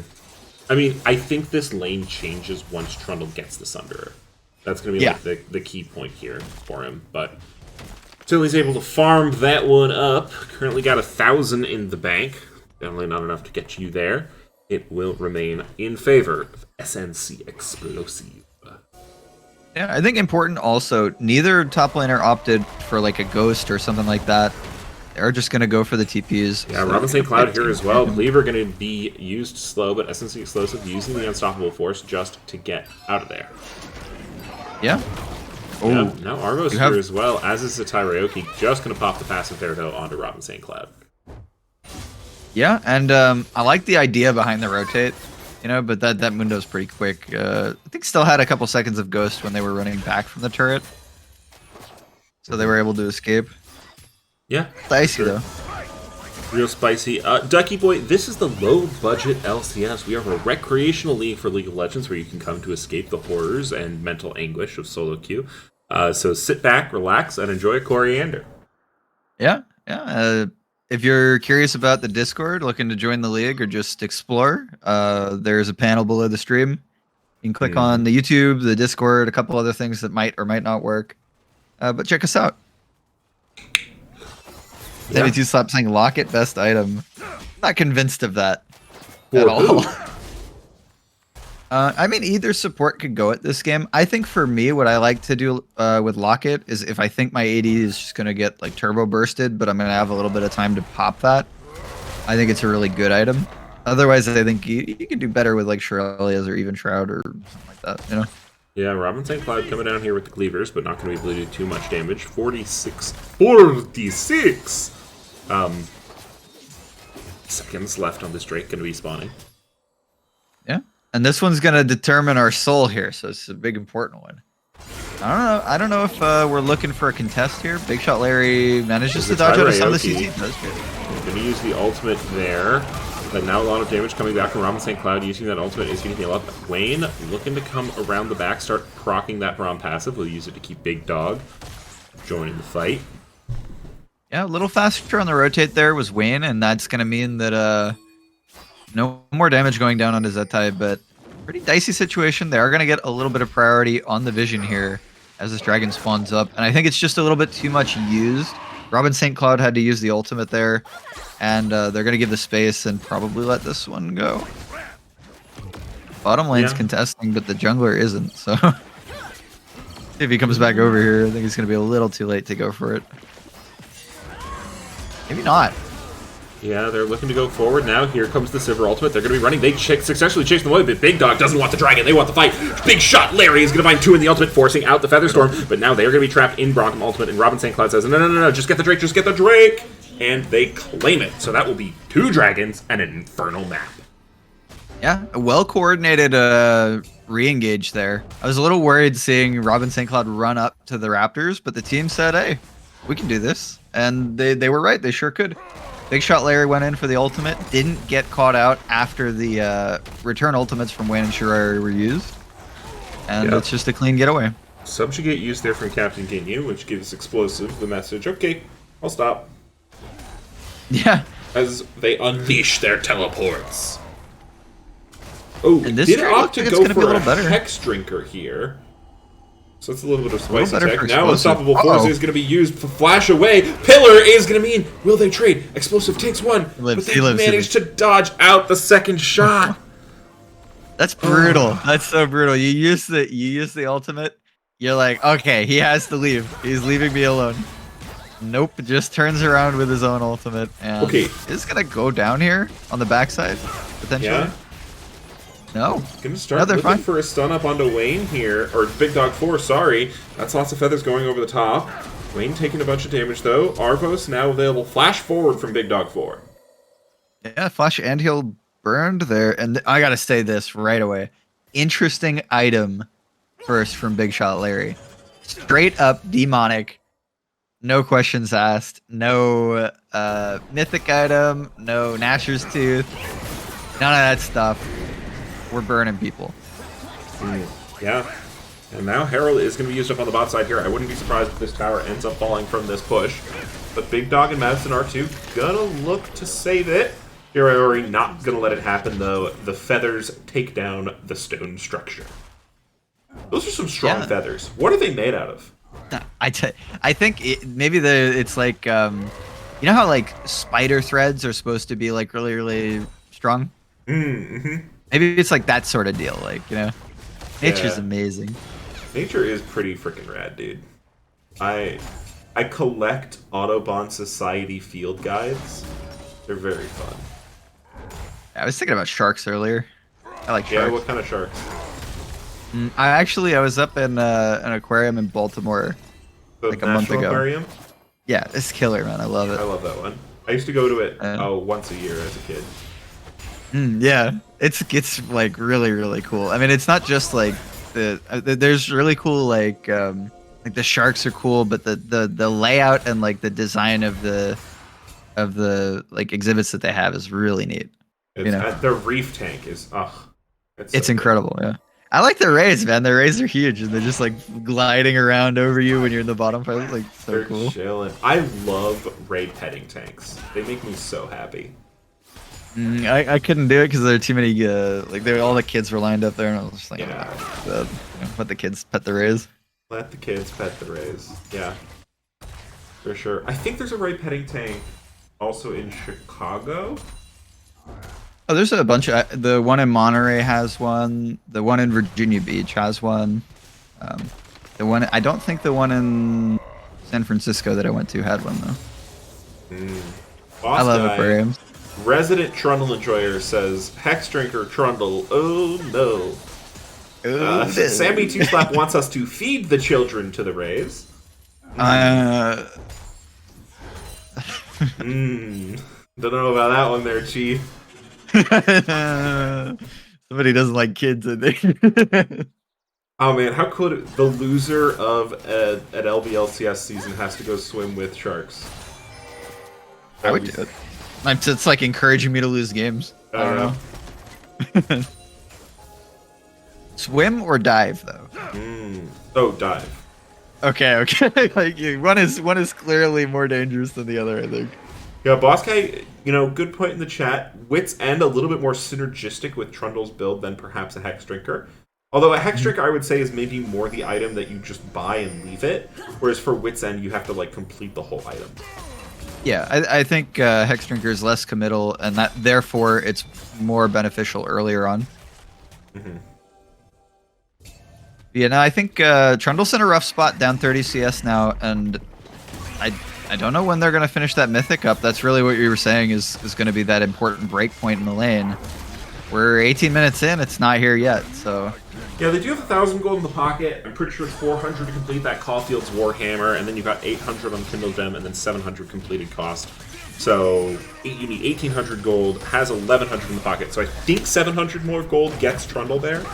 I'm not 100% on that calculation, but I'm like 90%. A few more waves, and they'll be able to go back for that. Won't have boots done either at that point, but, take what you can get. And this third dragon is being picked up right now. Yeah, but Robinson, Like, Cloud, another Madison R2, contest- and Big Dog are the response squad here. Shiraiori going to be trapped in the pit. It's incredibly low, but the jungler is here. Spike fight. Blue manages to claim it. 28 HP was left on the drink. Now the ultimate from Nico is going to find damage onto them, but it will not be enough. Zatai, Ryoki going to force to flash out of the pit, but Big Shot Larry does not want to let their laner go. Shiraiori now, though, here to do damage. E forward. Passive auto is going to find it.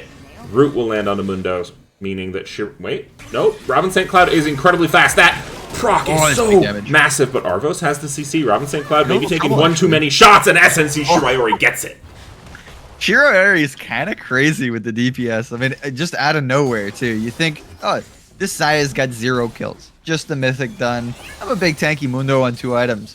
What are they going to do to me? Use tower shots. Madison R2. Finding it with the boomerang. I'd never say a nice thing about anyone again. It's cursed. It's cursed. It's a caster curse. 100%. No, but a good play there, followed up by what can only really be described as a bad play. Yeah. Ginyu just going to be using that Trundle ultimate subjugate in order to, you know, stay in this lane for now. I am interested to see what happens, though, if Ginyu can get out of the side lane here with Trundle. I mean, with Malphite obviously wanting to maybe go more towards the team fight. Does have a, actually, I think might be close to Mythic. Is at that 1700 in the pocket. Yeah, I think the sooner they can get the Trundle at least into a different matchup for a while, so they don't have to worry about him just getting like straight up dove. And then, you know, then it's like, okay, well, maybe they get the 1,000 gold somewhere and they're not in threat of dying. You'll see a different dynamic when they meet back up. You know, there is Divine Sunderer completed for ex-Captain Ginyu X. Yeah, instant TP back, gonna pick up this wave. Actually, maybe goes for the fight with this completion, and I kind of like it. Yeah, I do too. No ultimate available. Still takes a lot of damage. Yeah, Malphite still does have quite a bit of armor. Also has a mythic completed. And ult right now. Yeah. I'm worried. I think you get a little too low on Captain Ginyu. This Malphite could still dive you. It's definitely a closer fight right now. Yeah. But Malphite has some but you do have money in the wallet shield right now to throw as well. Yeah, that's true. There's a couple things that are going to be important timings to play around here. Trundle ult coming back up is one of them. For sure. And we're just seeing the battle of the 80 carries. Both of them having finished up their business in the bot lane. Yep, all in. We're seeing in the top lane SNC Explosive taking a ton of damage. We're going to see the lethal tempo stacked by the Trundle. Flash forward, but Unstoppable Force means that Explosive gets out free and clear. Yeah, no need to burn the flash. Has the TP to get back to lane. And once again, Captain Ginyu ultless. It made a big difference there. Big Shot Larry going in, uses the ultimate. Finds the real one instead of fake Nico, but will get double rooted up here. But Zatai Ryoki taking a ton of damage there. And this is tank Diana. Yeah, second item gonna be that mythic Jack Show completion. And you know, the damage is coming through. I'm not hating this this demonic first itemization so far. Yeah. It's pretty strong, I would say, both on the Zac and on the Diana. Both of them are going to favor these more long, drawn-out fights. However, this Sivir is looking scary to me at this point. Madison, oh, hang on, speak. I might have cursed Madison R2. Just to be able to flash out there. Yeah, insta-curse. That was clean. Insta-curse. Yeah, the flash also clean, though. They managed to get away with their life. And a lot of ADCs are hesitant to burn that flash. This one learned their lesson. Double it. Yep. Oh, I'm so happy Double is finally playing Xayah like correctly and not just pulling feathers once they get 3 up every time. Like, yeah. That was tilting me, man. Like, it was like 3 straight games of Xayah where the guy did no damage because he just pulled them feathers instantly. Yep.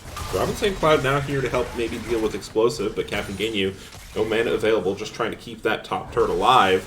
Robin St. Cloud able to do quite a bit of damage here down on the SNC Explosive. Yeah, and this is looking like 2 top lane matchups that Explosive's starting to get losing sight of. Yeah, you know, you bring 1 top laner in, Explosive can deal with it. You bring two top laners in, Explosive's gonna have a little bit of trouble. Count the top laners. Let us count Ladies? the top laners in this game. 1, 2, 3. Another one. Another one. We the best music. Uh-oh. what did I get us into? DJ Khaled gonna be casting up this fight as now SNC Arvos gonna look to start engaging onto the enemy jungler in Robin St. Cloud. They are walking it as a tight 5. J-Ray already has that Feather Storm available. Look out for that. It looks like almost every single ult is available across the board. So much one-shot potential. You know what type so 5 much combo means for Larry, potential. though? Big shot Larry might be in a little bit of trouble. Does have the flash available. Flashes out. Looks to go over the wall. my. Goes in. Finds a 4-man ultimate. That's doing quite a bit of damage. But now it's a Tai Ryoki. Finds a big ultimate of their own. And the feathers rip through the entirety of the team. But meanwhile, Captain Ginyu goes down. Explosive. Running for the hills. Big Dog now in trouble as well as Arvos looks to do the damage. But Robin St. Cloud here to follow it up. Can Big Dog live? Can Arvos deliver the final blow as the Zac W finds it? But they're going to proc the passive. Zatai Ryoki looking to follow the love. But watch Shirayori. Watch the feathers. They go down. Robin St. Cloud, the sole member left for the Ginyu Force, will fall. And Zatai Ryoki and Arvos will find themselves a drink. What a ridiculous fight. And that's what I mean, man. The circles come through. How many circles? We had to count some circles in that fight. That was crazy. All of them at once. Over the wall for Big Shot Larry. Back in with the ultimate on top of a huge solar flare. And by the end of it, I mean, I don't even know who's the MVP of that fight. I feel like Arvos put in some crazy work. Because in the middle of that, Madison R2 was doing some insane damage to those frontliners. And Arvos found him on the backside. Yeah, there was a lot of damage that came through from Shirayori and Zaya E, though. That almost had the fight won for the side of for the side. Oh yeah, no, did absolutely contribute to Twempest Fwame winning the fight. Yeah, definitely. And they pick up the Drake. That's 2 Infernals. I mean, Infernal, I'm sure one of the higher win rate souls. I don't know, talk about that one that much, right? It's in like the high 80s, like 89% or low 90s, like 90% win rate. Very big. Yeah, so if they can pick up 2 more of those, I mean, that's gonna be good chances. Mm-hmm. Last game they were 12%. Well, imagine what they could do with with like 80 or 90%. You know? That is absolutely true, as they actually have 2 Infernals stacked up. Ooh, Madison R2 getting gone on by Explosive, and it's just deleted before the fight can even start. Zatai Ryoki looking to find the damage in the middle of the fight, but now Leona goes down as well. Robin St. Cloud left as the sole member of the enemy team, and Twempest Fwame make that fight look easy. That was a quick one for sure. And it's starting to look like, I mean, this Malphite pick's kind of crazy. Like, I didn't know about this tech. I was excited to see it. But you get the utility of that Malphite ult in these fights, but so much damage as well. Yeah. That's hard to deal with. It's quite a bit. I mean, I kind of want to look. How much damage has the Mythic done? Okay, it reduces damage as well. Yeah, Oh, we're right, seeing... They kind of added that thematic thing that I don't really realize, where like Frost, like with Glacial and Frostfire, they both like reduce damage as well as slow. yeah. I forgot that. Huh. And we see they've been rewarded with this Baron. Are they going to split the map? I think they should just 5-man push like ARAM style, you know? Yeah, I think that's Like what their Wicca Land. composition is built to do, and I think they want to do it. Yeah. Nay, Imagine Ram. how good this team would actually be at ARAM. Nay, Ram. Nay, Ram. ARAM. Hell yeah. Yeah. I mean, we can look at the gold here. 4,000 is the gold lead here for Twempest Fwame, with a good chunk of that is going to be in the top lane, and a chunk of that will also be spread across the bot laners. Yeah, and now that Saya's got the quick blades up, the damage is getting real. You can throw a couple of those E's through in a fight, and it's definitely not quite to the level of okay, you've got LDR and maybe like some other crit item on top, but it's getting there. Yeah. Gonna be absolutely necessary to cut through the things like this this tanky Mundo in the front line. Yeah, 100%. They are now going to be sieging up with these Baron minions. Shirayori going to be absolutely shredding these towers here. Ooh, and Zatai Ryoki has gone into Malphite form. Oh my god! Wait, if they split up, how do you dodge the ulti? You just cannot. You just can't tell. You just don't know. And which ulti? Will maybe Malphite ulti turns in to Nico ulti, huh? Wait, what?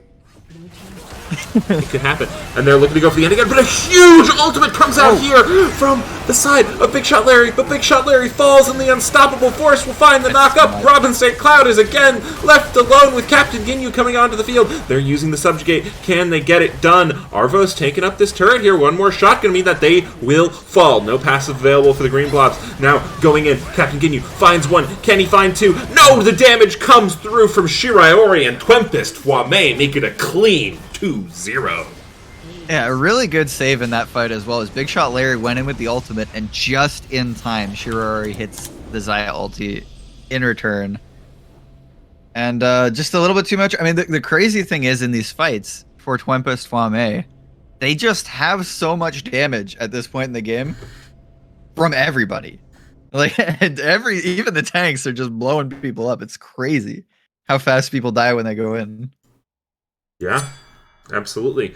Well, if you are on Twempest Fwame and you would like to be interviewed, perhaps, maybe I don't know, who would you like to see? I'm thinking about it. This is a really hard call, actually. I think everybody on Twempest Fwame played super well. I think we didn't talk about Arvos enough, so I wouldn't hate having Arvos in here. The Zac was a very interesting pick as well. And then maybe, any of the other gang, maybe one more person would be cool too. I don't know if you want to do two people or... Yeah, we'll do whoever.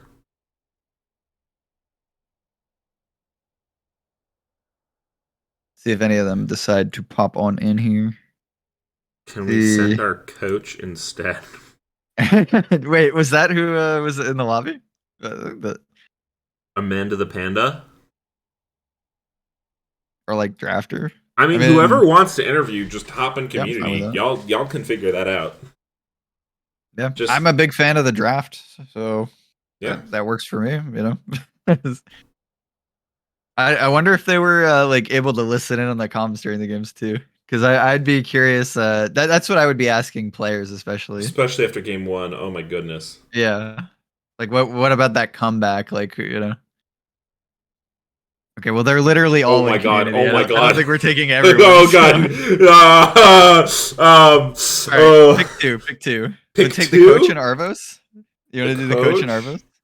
And Arvos.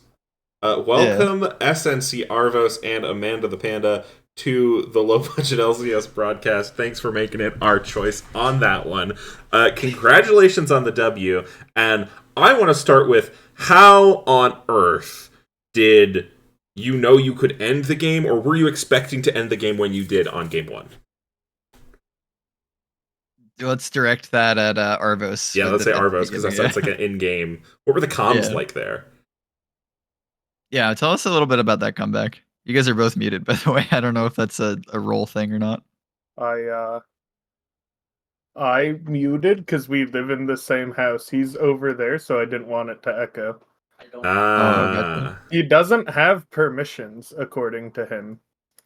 Alton, come talk into the mic over here. That'll work, yeah. Go ahead and do that. I think if you have the team role, you should have perms to talk in here, right? Yeah, but perms can be a tricky. They're weird. Yeah. I'll also give him maybe free agent will let him do it. Okay, so can you repeat the question, please? Yeah, so just talk to us about how you're feeling game one after that one fight you won as you're pushing down mid. Were you looking for the end there? Did you know you could end? What were the comms like? Like, just tell me about that moment. We were looking to end pretty quickly, but I personally wasn't thinking we could end there, but our top laner, Explosive, was pushing for us to just shove as hard as we can, and we just listened to that call, and we made it work. Okay. Yeah, awesome. Yeah. So was there ever a moment of doubt in the comms, like, were you guys feeling, because it was a pretty big deficit at a certain point in that game. What did it take for you guys to come back? Was there somebody saying like, oh, we got this, guys, here's how we do it, or? I don't know about everyone else, but I definitely was a little worried about my gameplay in game 1 because it was about 20 minutes until I got red form on Kane. But once I got it, I was pretty confident we could come back. Nice. Okay. And I think as well, a question about the draft, because we do have the coach and drafter in here. Game 1, I felt like the Vygar was like a very pivotal pick when you have these like kind of pokey champions, long range champions into so much melee. What was the thought behind banning it in game 2? Were you sure that you guys were going to change things up and go straight for like heavy engage with the Malphite Zac? So from our scouting, we saw that the enemy mid laner plays a lot of Veigar, and we did too. So game 1, when we had red side, we said they can either pick Xayah or Veigar, and we can take the other one. Whereas in game 2, we didn't think they would ban the Xayah, so we ban Veigar, so we get Xayah, and they don't get Veigar. That makes a lot of sense. Blue side. Yeah, because we were blue side, we could only get one, and we didn't want to give them the other. I see. Okay, so you were thinking as like a baseline, you were thinking we're definitely taking Xayah right away. Yeah. Okay, interesting. Okay. Our ADC is, not to go too into it, but if you look at their match history, it's like all Xayah and Neela, and like that's it. So if we can get one of those, we're in a really good spot. Yeah, the Neela Yuumi permabans against y'all. Not letting that particular combo see the light of day. Y'all are dirty Yuumi players? Of course. With Xayah, it's actually such a good lane. You just can't lose. Oh my god. Well, you heard it here first, folks. Twempest, Fwame are dirty Yuumi and... Wayne complaining in the chat that we're exposing the secrets on stream. Okay. Hey, that's not us. That ain't us. Yeah. Well, all I'm saying is you better be scared of the Yuumi Nyla. You let either one of those through, I think we haven't lost a game on either in scrims or like on game days. Okay. Well, do you have any more questions, Mighty? I'll throw another one over at Arvos. I want to talk to you about that game 2 Zac. You had that like kind of mid jungle dynamic in game 1 where mid was just getting like really beaten up. How did it feel to pick a champion that can be proactive in game 2 and get that early gank on mid and kind of was it like vindicating for your mid laner, or was there some banter there? It definitely felt a lot better being able to get early ganks off on Zac. And it definitely felt better getting our mid laner at least a little bit more pressure early game. So getting the Diana out of lane early definitely was a huge help in us snowballing our lead. Yeah, totally. Okay. We do actually have a question from chat here from one Makes. Great guy, by the way. What team do you think will be your biggest challenge in economy? I don't think either of us really know the answer to that question. Don't know if any of the other people would join and answer, but I haven't been around the IBSG community long enough to really know specific players and teams and whatnot. I've heard there's a team in Econ Group A that's pretty tough. Yeah, what is it? Menaces to Sobriety? That one, yeah, that one's good. Yeah, they sound good. Well, with that, you guys see them in they'd playoffs? Probably be our biggest challenge then, if I had to make a guess. Yeah. If you see them in playoffs, watch out. Mm-hmm. Look out. We will. Well, thank you so much for letting us watch you. Thank you so much for playing in the league, and thank you so much for joining us. Is there anyone you all would like to shout out? I'd just like to shout out all of the Snack Bears. There was some confusion on whether or not we're a Snack Bears team. We are. We just forgot to put it in our name. Twempest Fwame, sponsored by the Snack Bears. As you can tell by the 5 Snack Bear names, we love the Snack Bears. We're in the Snack Bears. Shout out to all the Snack Bears. All right. Cool. Well, that is going to do it for us today. I'm going to go head up and start up a raid onto the Blue Otter League. But yeah, we thank you so much for joining us. And Mighty, why don't you take us out with your favorite phrase? Yeah, thanks for watching, guys. Later, dudes.